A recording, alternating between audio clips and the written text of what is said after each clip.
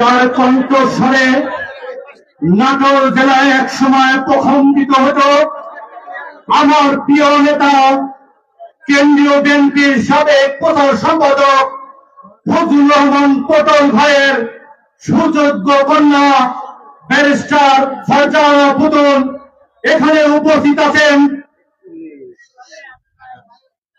দাসহরি ইউনিয়নের সাবেক চেয়ারম্যান কারাবন্দিত নেতা বারবার যিনি আওয়ামী লীগের দ্বারা নির্যাতিত হয়েছেন সেই মৃত্যুঞ্জয়ী নেতা শরীফুল ইসলাম তুহিন ভাই এখানে উপস্থিত আছেন।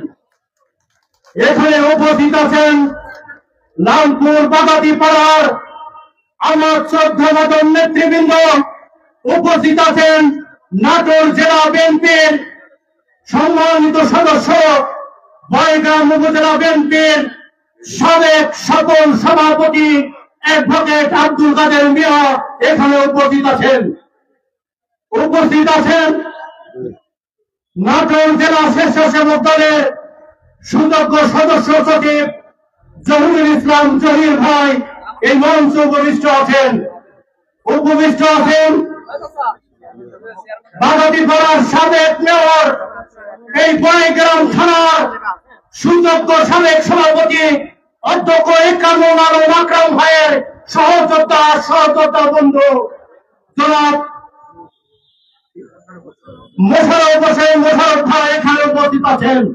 উপস্থিত আছেন লালপুর উপজেলার সাবেক চেয়ারম্যান সাবেক ছাত্র দলের নেতা আমার সহযোদ্ধা হারুনুর রশিদ পাপ্পু ভাই এখানে উপস্থিত আছেন।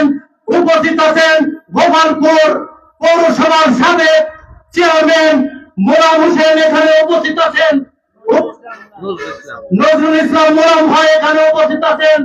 উপস্থিত আছেন অন্যান্য নেতৃবৃন্দ এবং উপস্থিত আছেন বাংলাদেশ জাতীয়তাবাদী দলের সমর্থক বৃন্দ, কর্মীবৃন্দ এবং প্রিন্ট এবং ইলেকট্রনিক মিডিয়ার নেতৃবৃন্দ এবং আপামর সাধারণ জনগণ এবং প্রশাসনের লোকজন সবাইকে বাংলাদেশ জাতীয়তাবাদী দল বয়গ্রাম উপজেলা শাখার পক্ষ থেকে শুভেচ্ছা এবং অভিনন্দন এবং সালাম জানিয়ে আমি আমার বক্তব্য শুরু করছি। আসসালামু আলাইকুম।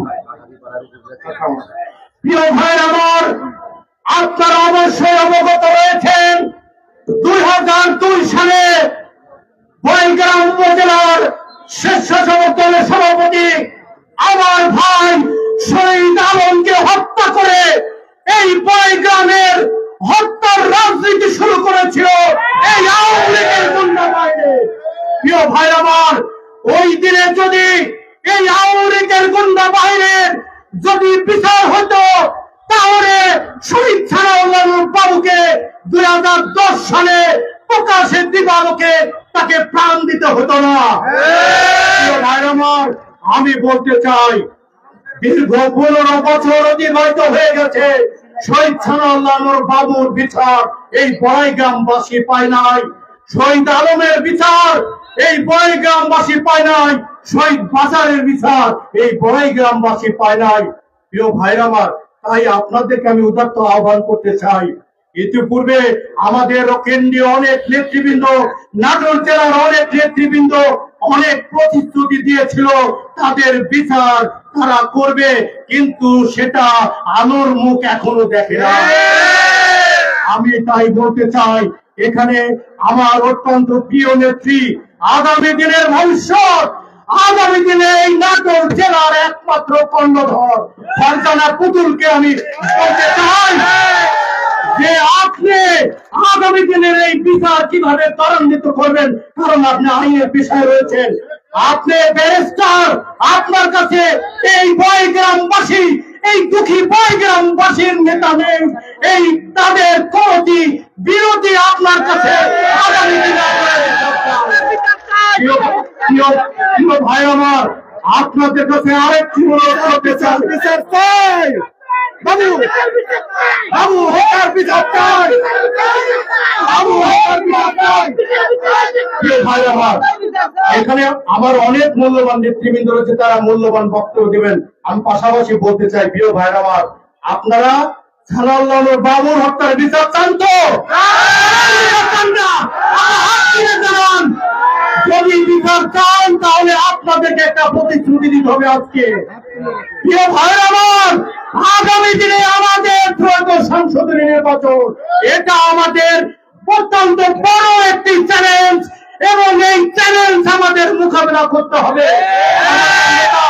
আমাদের নেতা তারেক রহমান বলেছে আগামী দিনের নির্বাচনটা হবে অত্যন্ত কঠিন। এই কঠিন নির্বাচন আগামী দিনে আপনাদের ঐক্যবদ্ধ থাকতে হবে। আমি বলতে চাই, কোন গ্রুপ নয়, কোন লবিং নয়, আমরা তারেক রহমানের লোক, আমরা বেগম খালেদা জিয়ার লোক, আমরা বিএনপির লোক, আমরা কোন গ্রুপে বিশ্বাস করি না, কোন লবিতে বিশ্বাস করি না। তাই আপনাদের উদ্ধার আহ্বান করতে চাই, ধানের শীষের যে প্রতীক নিয়ে আসবে আমরা তার লোক, আমরা ধানের শীষের প্রতীকের লোক, আমরা তারেক রহমানের লোক, আমরা বেগম খালেদা জিয়ার লোক। আপনার প্রতিশ্রুতি দিলেন তো ভাই আমার?